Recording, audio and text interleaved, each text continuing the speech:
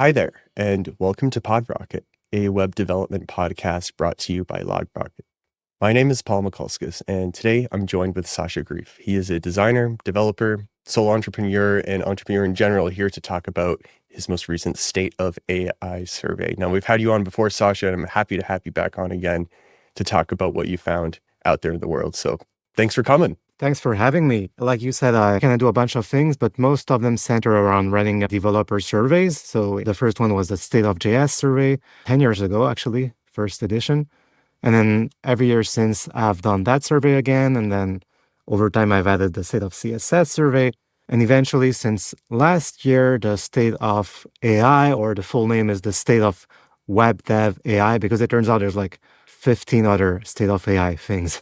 So I wasn't the first to think of that. But the idea is just to not only ask AI people what they're using and how they feel about AI, but more generally web developers, to hopefully capture both pro AI, anti AI perspectives, and then everything in between, and kind of get a representative sample of the state of things. But that's actually pretty hard to do because things are changing so fast in web development. Oh, yeah. Especially in regards to AI. So I'm not even sure how accurate those survey results are, but hopefully we can still track how the trends evolve from year to year and have interesting things to discuss. So that's basically where I'm at in a nutshell. And for anybody listening, the state of AI that we're going to be talking about today, it's not necessarily all hands on deck on the hype train. I think Sacha's here to bring us through some realistic check-ins with the community and help us understand how people are using it and, most importantly, not using it or finding places where it's falling short.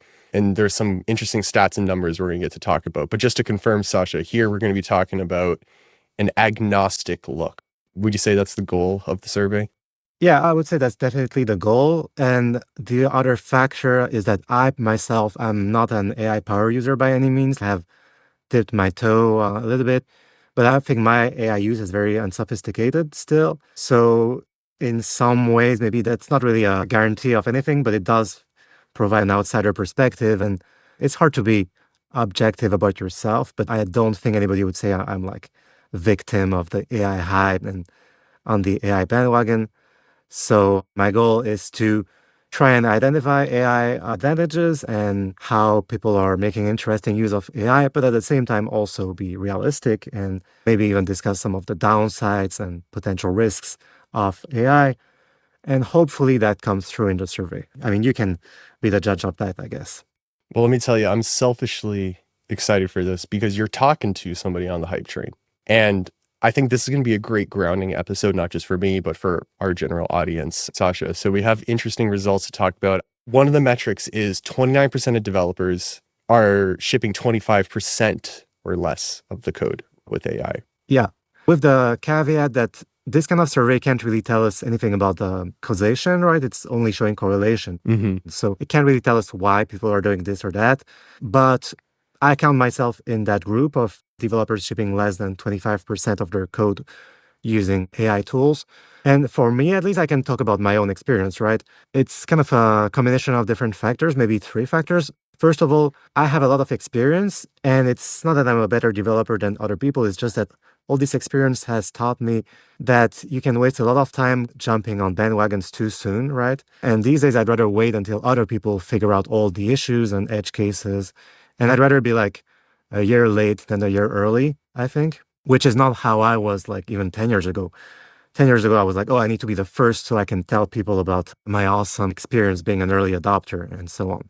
But I would say the second factor is there's a little bit of burnout sometimes. Like it took me a long time to adopt TypeScript, for example, whereas I have no doubt that TypeScript is a superior way to code JavaScript for a ton of reasons. But it just took me a long time because, one more thing to learn, changing your workflow, changing your tools. Yeah, just general burnout about the constant churn. And finally, the last thing for me, at least, is that I don't work on new projects very often. I work on those surveys which have a big code base, which needs a lot of refactoring. There's a lot of dead code. There's a lot of things that kind of work this way because it was an edge case that I had to kind of quickly fix. Mm-hmm. And so maybe I'm wrong on that. You can tell me. But my feeling was that last time I checked, like a year ago, whatever, AI tools were very good at creating new things from scratch, moving quickly to add code. But I was very worried that I didn't want to, add any more bad code to the existing huge amount of bad code that I've created already. And I made a joke once that today I spend so much time refactoring code created by a brainless entity that just produces crap code to fix edge cases. And I'm not thinking about AI, I'm talking about myself. So I was skeptical of AI for that reason. Would it actually hurt maintainability? And would it be able to understand the scope of a pretty large existing project? So yeah, I'm curious to know how you come at these issues. Are those things that you felt as well? Definitely. And as somebody who's very AI forward in the way that I develop apps these days, you don't start to control this until you're really at a high level of being okay with token spend and focusing that token spend on one project. Like the $200 plan from Claude doesn't go that far once you really start to build in the automated systems. When people are like, oh, I have agents running for days, you can bet your ass they're spending a lot of tokens on the system that lets it do so responsibly. And then there's a trade-off question, like what's the opportunity cost of me just developing? Like, could I do it faster? And that begs the question, Sacha, right? It begs the question of, is this a conversion problem? Is it a problem? Is it a problem with the underlying technology, which is AI? Why are such a low percentage of developers shipping such a low percentage of code using these tools? And so, like, if you were to take a 10,000-foot view in the sky at the whole survey, do you think that it is everybody's trying AI and they're sort of feeling a little iffy about it? Or do you think this is like a fundamental thing that isn't being talked about because of the hype train that you're seeing bubble through in the state of AI survey? And it's actually a problem with the tools. It's a problem with what we think they're capable of. From the answers, Yeah, I think it's interesting because my read on the situation is like, oh, wow, I can't believe so many people have adopted the AI. And you're like, how come there's still some people who haven't been converted to the holy word of AI yet? So it's kind of two different perspectives. But speaking for myself, again, that's something that's also might show through in the survey this year and probably even more next year. I'm kind of worried about the cost of AI now because I feel like the honeymoon period where AI was subsidized by nice venture capitalists in Silicon Valley is coming to an end. they're very nice. Yeah. And now we're going to have to actually pay for what we consume. And as a solo entrepreneur, I find that very scary because if you have like a $50,000 bill that's coming out of your VC money, that's one thing. But if it's coming out your own bank account, which you use to feed your family, that's I'll just have to change my identity and move to a different country at that point. So that's one factor that I think is going to hurt adoption, or maybe drive people to self-host AI more, or like you said, become more deliberate about how they use AI. And then the other thing, I don't know, maybe some people are not that interested in using AI. I personally think we should encourage that because it's like woodworking. Some people use power tools, some people use hand tools. And the people who use hand tools, not only can they do things that you can't really do with power tools, and they can also be more efficient, and also they're preserving knowledge that's very valuable. And I see the same thing with programming, right? If you don't use AI, you're gonna maybe come up with solutions that are more unorthodox that AI wouldn't think of. And of course, the other way around as well. Like AI will definitely come up with solutions that humans wouldn't come up with. But all the same, I think if I were running a company and if I had employees that do not use AI, not only would I not like penalize them or anything, I would treasure them. I would be like, okay, you guys keep doing your thing. We need people like you because the next generation of AI needs to be trained on something, right? So if it's all AI feeding AI, will it really work out as well as it has up to now? I'm not sure about that. So sorry, I know you asked me to answer more on a database perspective and I'm giving more of my own opinion, but Totally fine.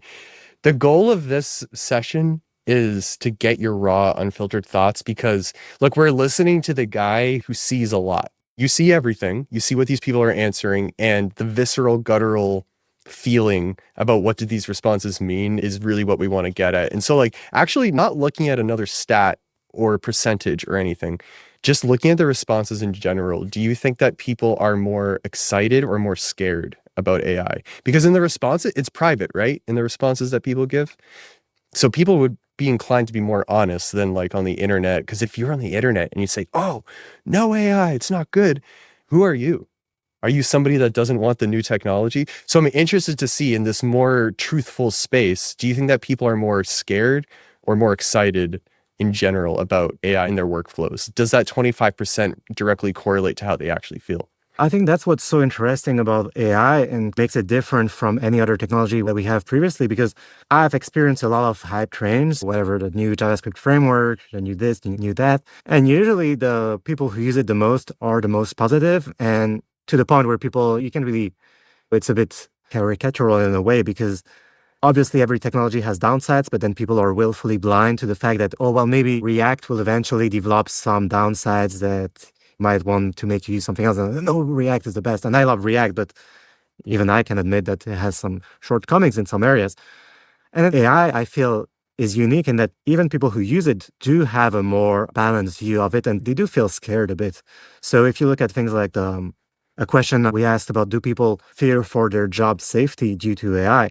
Most people do, whether they use AI or not, even if they generate most of their code with AI. And maybe even, because they do, they're realizing that AI can be a threat to their job. And they're also maybe realizing that AI can pose some, let's say, environmental concerns, Right. or there's a whole list of other risks associated with AI. And I think it's interesting because, like you said, sometimes you can have this view of AI developers being very hype driven and seeing everything with AI tinted glasses. But in the survey, I was surprised by how balanced people were in their assessment of AI, independently of whether they use it or not, basically. One thing in your survey is most people said they do get a productivity boost, right? That was a unanimous majority. Yeah. So again, I think it drives at the same thing where AI does offer a productivity boost, and fighting AI in a way on that ground, I think, is a losing battle. But just because you are aware of the productivity boosts you can get from AI and the very real advantages you get from using AI, it doesn't mean that you can also be conscious of the downsides. And for me, at least, that's the path I want to adopt, and the path I wish most people would adopt. Because like you said, I feel the discourse right now is very polarized, and people who are quote unquote anti-AI kind of get dismissed right away because they maybe haven't used AI or are rejecting it in block, like outright. And Totally. then the people who are pro-AI are kind of putting their head in the sand and kind of ignoring the cost increase and job loss and all that. And I think we need to grow past that phase of the discourse and kind of look at both sides in a way that makes sense. On the people who haven't used it or people who might not really have given it a truthful try for their workflow, I'm curious what questions or answers might have revealed something about this. And so one example is my younger brother recently entered the workforce, okay? He loves programming. He loves programming by hand. He went to school, right? So you graduate school, you're excited, you want to show what you are. And then he goes, the AI, it makes so many comments, okay? I have so many comments in my file. This is ridiculous. I don't know how this could ever make a good comment that I feel like helps me. And in my opinion, that was a skill issue, right? It is an issue of maybe you didn't ask it correctly, maybe you didn't have the right rules. And I'm wondering in the survey, what sort of responses might have revealed either people complaining about something that wasn't really an issue, or maybe they are complaining about something that shows a bigger takeaway, like in the way that we're adopting this technology, or in the way that we're viewing everything like a nail, okay? And the AI is a hammer, so we just put it on everything. Maybe that's the problem. AI shouldn't be in every single building space. So I'm wondering how much of the responses were like, oh, bad variable names, too many comments, bad structure, which are fixable, versus things that might have actually degraded a code base and there's nothing we could do about it. Skill issue versus AI issue. What questions might have revealed some of this? Yeah, that's interesting. So in the risks and pain points section, we have a couple of questions that cover that. So we ask about pain points, and hallucinations and inaccuracies is number one, which I think is not a skill issue. That's something that LLMs are pretty notorious for. And then code quality is number two, but it has gone down from 63% of people who cited code quality to 53%. So I think things are getting better. Prompt comprehension has gone down 17%. So it was a much bigger concern last year compared to this year. So I think we are seeing that as LLMs improve, that's reflected in the issues that people struggle with, right? We also have a question about missing features, which does not have a comparison with last year, but the first one is truthfulness, which echoes the problem with hallucinations, and then long-term memory, up-to-date knowledge, accountability. So over time, I don't see skill issues being much of a factor here. I think it's mostly LLM's own limitations. The actual capabilities. Yeah. But also speaking of skill issue, like I have a skill issues. Like I said, I'm not an AI power user. So I think if I were, there would probably be some better questions I could have asked to try and identify how people are actually using AI and not just like what they are using in terms of models or how they feel about it. But I think some people have pointed out that the survey does lack a little bit in terms of discerning that a more granular view of how people are actually using AI on a day-to-day basis. And hopefully I can fix that for next year. Yeah, the quality of the question and the actual niche or takeaway that it's trying to extract in the way it's asked is really important. And I'm sure there's like a question or two that you thought you were asking something, but the responses come back and you're just like, oh my gosh, I did not expect it to be so high or so low. What's one question on the State of AI survey that did this for you? So I have an example of two questions that I messed up. So last year I asked people how much they spend on AI personally and then how much their company spends on AI.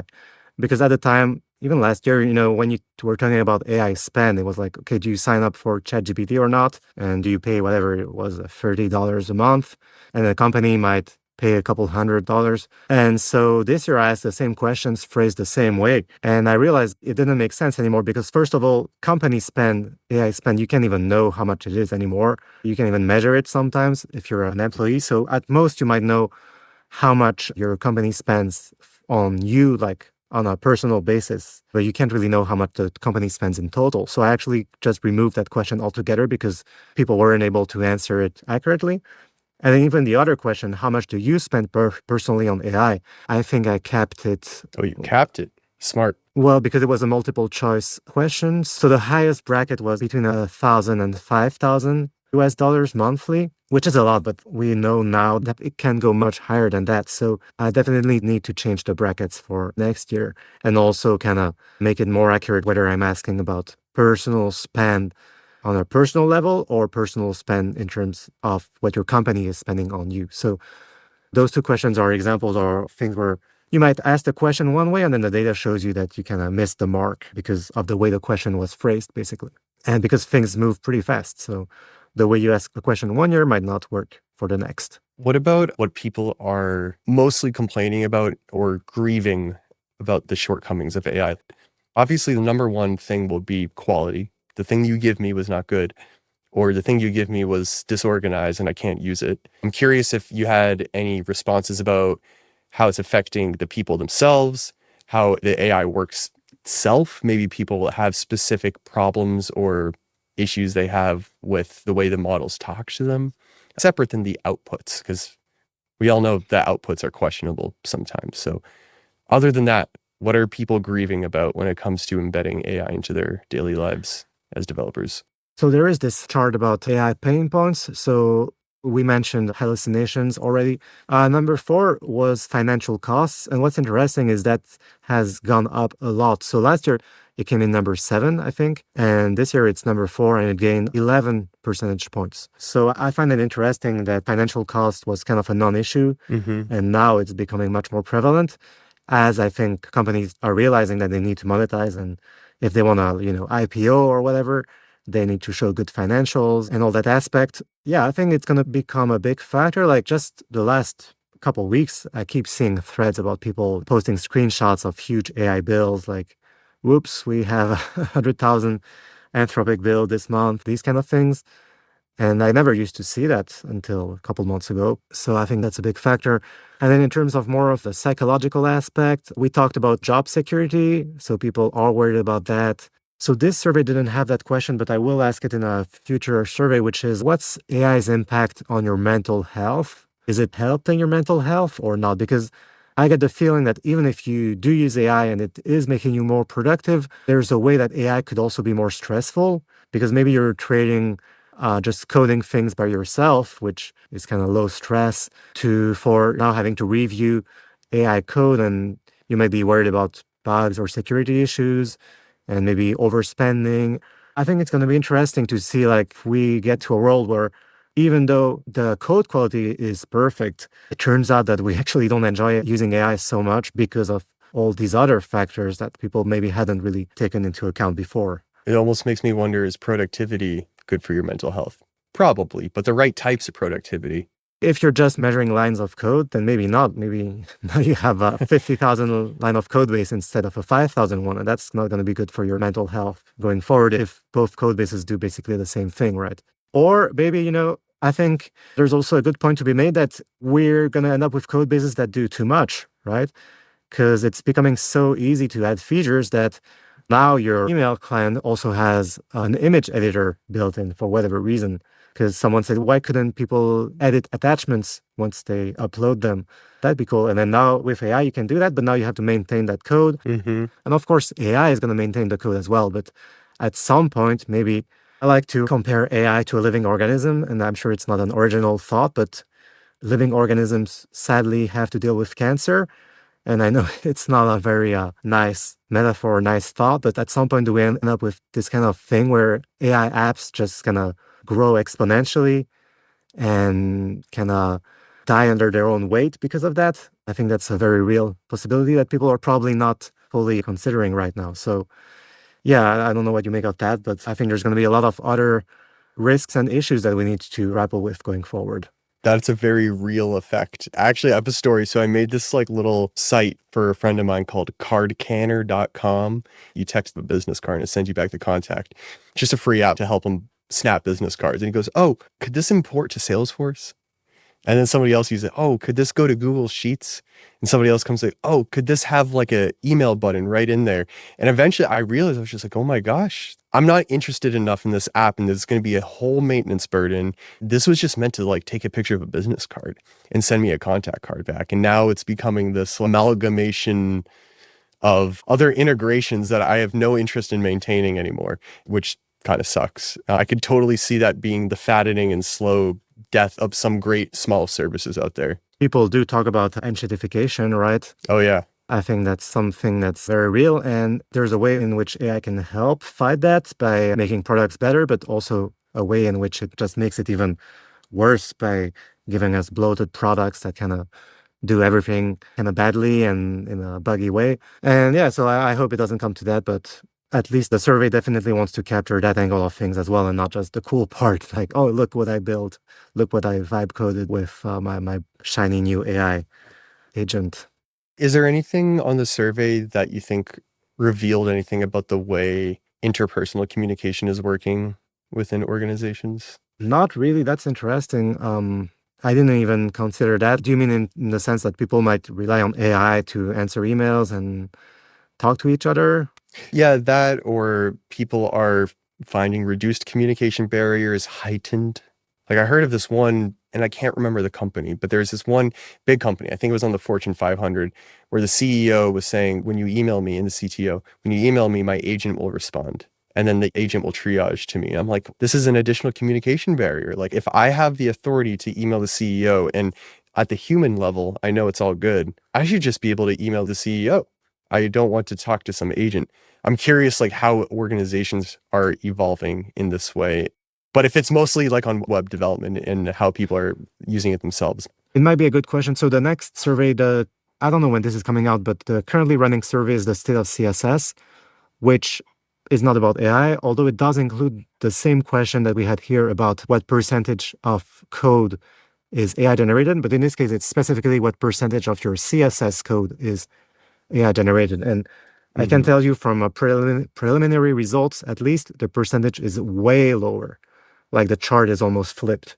I don't know if it's something specific to CSS or respondents, but at least our cohort is using AI way less. So that's already interesting. And then the next survey after that is going to be the state of devs, which is about all the aspects of a developer's life that are not code, that are not programming. So last year it was workplace, health, career, things like that.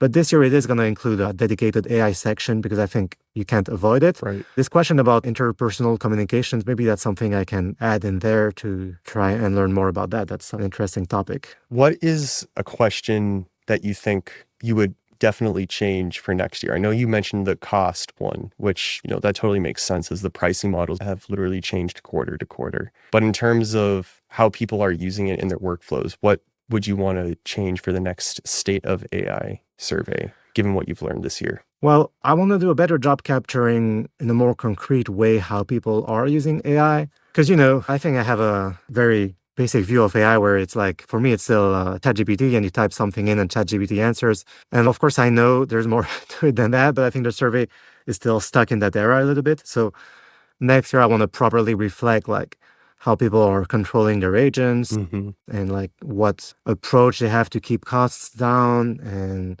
all because it's gone from just prompt engineering to more factors than just typing in the right words, right? I don't think the survey captures that currently, and I want to improve that for sure. But I don't know if you have any suggestions about that because you're definitely the expert on that at least. I feel like getting at people's issue tracking and state tracking and context management systems and what that means for each person, because it means something different for everybody, would be very interesting. Because there's some people that evidently just figure it out and they have something that works for them. There's some people you see online, you're like, are they bullshitting me or are they really running an agent for 3 days straight doing real work that they keep?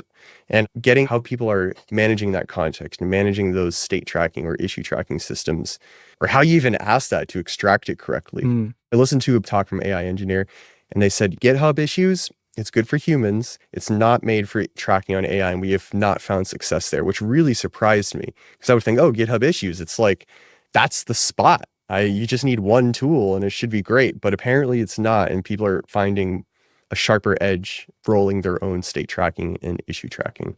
I have a theory that the end point for a lot of that is basically self-evolving code bases or self-evolving apps. And what that means is basically the app would find its own issues and errors and bugs, which you can already do with a couple error tracking systems. The AI can also write its own pull request, and then another AI can review the pull request, approve it, and deploy it. So essentially, apps develop their own immune systems to fight their own bugs, just like we do. So that's why I was talking about the organic aspect of AI. Right. So that's my own like pet theory, not just my own, of course, but that's something I've been thinking about. And I'm not sure how I would measure that in a survey, but I think it would be interesting to know how close we're getting to that, if at all. And so maybe I'll add something along those lines next year. Taking a summary or a step back, is there any advice? And I know you might say, I can't give advice. I'm not this AI guy. But like you see all the responses and how they change year to year, and you see other state of surveys of how people are looking at the changing landscape.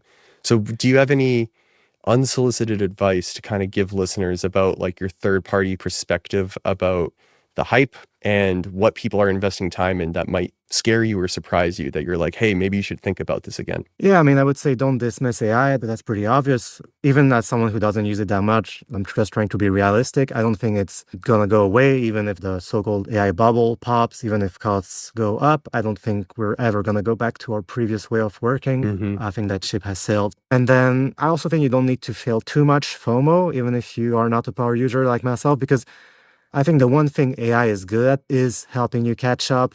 And there's a learning curve, but I think it's by the nature of AI being able to talk to you, it's smaller than with other technologies. Let me know if I'm wrong on that. But when you have to learn TypeScript, if you want to get up to speed, you can't really compress that time. You have to go to the documentation. And AI kind of lets you cheat a little bit and go at your own pace a little bit more. So that's why I'm not too worried, at least speaking personally.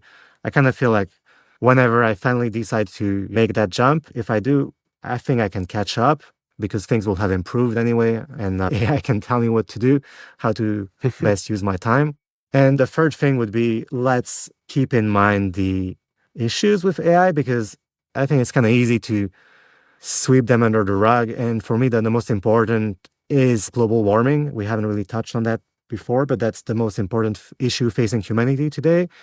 AI requires a lot of energy. And even though one Google search might not take up that much energy, even with AI features enabled, if you multiply that by the number of Google searches that happen every day, to me, it doesn't seem like the best use of our limited fossil fuel supply that we have currently, and maybe a limited amount of energy that we have to kind of enable AI everywhere. And of course, sure, if we can use AI for vaccine research or whatever, let's do that. Let's spend all the energy and money we can on that. But to me, that a lot of AI money is being spent a bit on things that are not needed. And so I have no illusion that whatever I say has any impact, whatever, on anybody. But yeah, I wish the tech community as a whole would be able to kind of keep both things in mind at the same time, like the very real advancements in AI that we're making and the productivity gains. But also, maybe we don't need to have all the productivity right now and have all the widgets in our apps right now if that comes at the cost of more important things. I don't even remember what your question was, but I just went on a rant, sorry. It was the advice, looking at all the state of surveys and looking at this year's responses that you would give. Yeah, my advice is if you have a chance to publicly be vocal about those things, do so, because otherwise it gives the impression that everybody is just full on AI pilled and doesn't even realize the downsides. So Right. yeah, don't be shy about making it known that you are aware of the downsides without going full blown like AI doomer or anti-AI and pretending that AI doesn't have any advantages. Find a sweet spot. That would be my advice.